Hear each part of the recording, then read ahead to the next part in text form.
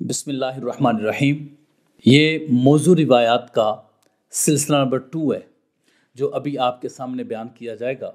یہاں یہ بات عرض کرنا چاہتے ہیں کہ یہ جو موضوع روایت کا ہم نے سلسلہ شروع کیا ہے، یہ اس لیے کیا ہے تاکہ ہم جو رسول اللہ صلی اللہ علیہ وسلم کی صحیح حسن روایات ہیں ان سے، اس ذخیرہ سے اس کو باہر نکال پھینکیں۔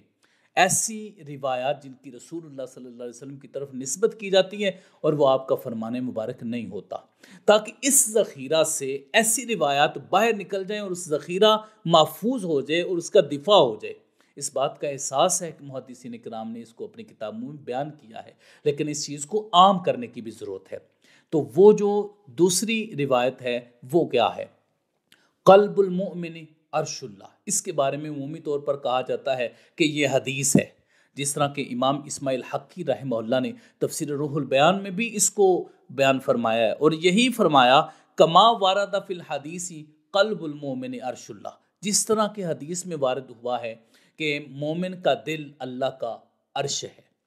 اب یہ جو روایت بیان کی ہے انہوں نے تو یہ نسبت کی ہے کما وارد فی الحدیث، ان کے بارے میں ہم اچھا ہی گمان رکھ سکتے ہیں۔ ہم یہ نہیں کبھی بھی کہہ سکتے کہ ان کا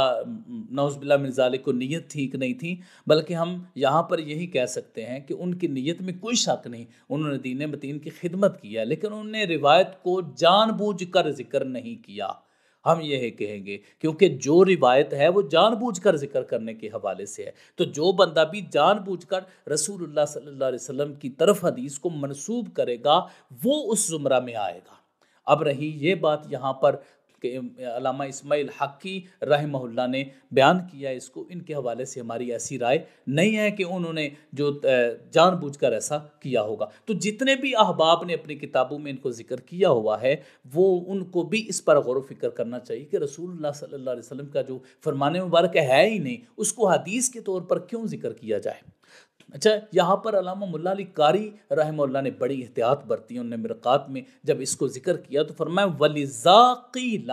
قَلْبُ الْمُؤْمِنِ عَرْشُ اللَّہ، اسی وجہ سے کہا جاتا ہے یا کہا گیا ہے کہ مومن کا دل اللہ کا عرش ہے۔ تو اس حوالے سے انہوں نے بڑی احتیاط، تو ایسے ہی احتیاط برتنی چاہیے کہ یہ کہہ دیا جائے کہ کسی نے کہا ہے، بجائے اس کے کہا جائے کہ یہ حدیث پاک میں، کیونکہ حدیث پاک سے عمومی مفہوم جو ہے وہ رسول اللہ صلی اللہ علیہ وسلم کا فرمان ہی آتا ہے سامنے جب کوئی ایسا کرتا ہے۔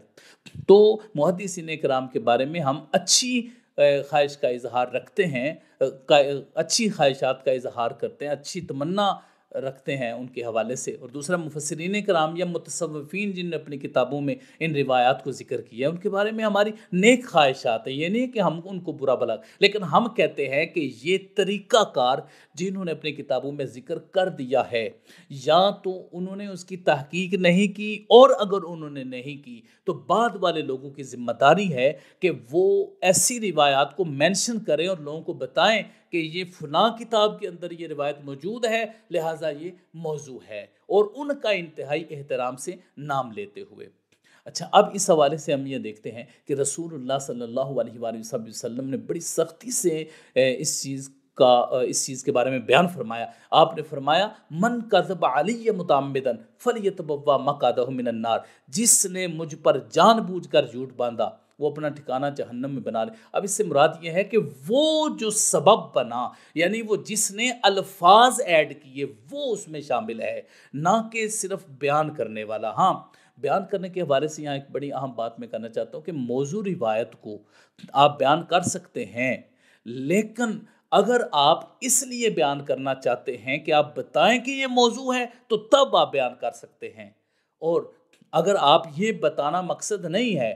تو یہاں پر یہ شرط بھی ہے کہ وہ جانتا ہو کہ وہ حدیث موضوع ہے تو پھر اس زمرہ میں آئے گا، اور اگر اس کو اس کی اطلاع نہیں ہے، اس نے جیسے سنا بیان کر دیا تو پھر بھی وہ اس زمرہ میں نہیں آئے گا۔ تو یہاں پر یہ میں عرض کروں کہ یہ جو روایت ہم نے بیان کی ہے قلب المومن عرش اللہ، مومن کا دل اللہ کا عرش ہے، یہ رسول اللہ صلی اللہ علیہ وسلم کا فرمان نہیں ہے، یہ موضوع روایات ہے، یہ گھڑے ہوئے الفاظ ہیں۔ ہاں، اگر کوئی یہ کہے جی اس کا معنی ٹھیک ہے،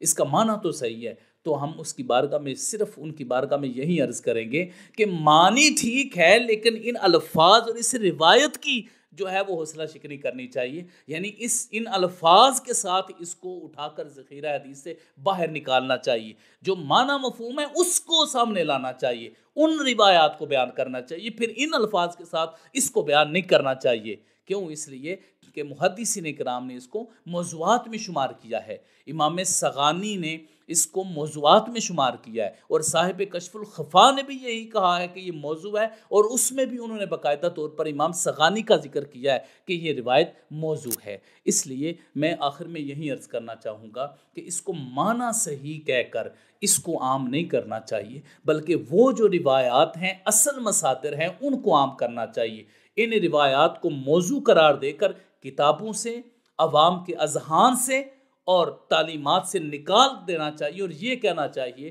کہ یہ ہمارے نزدیک قابل قبول نہیں ہے۔ کیوں؟ اس لیے کہ اس کی کوئی سند اور کوئی اصل کہیں پر بھی موجود نہیں ہے۔ اللہ تعالی ہمیں رسول اللہ صلی اللہ علیہ وسلم کی حدیث کا دفاع کرنے کی توفیق عطا فرمائے، اور صحیح اور حسن روایات سے ایسے موضوع روایات کو نکالنے کی توفیق عطا فرمائے، پھر اس کے بعد اس کو عام کرنے کی توفیق عطا فرمائے۔ آمین یا رب العالمین۔ وصلی اللہ علی حبیبہ سیدنا محمد وآلہ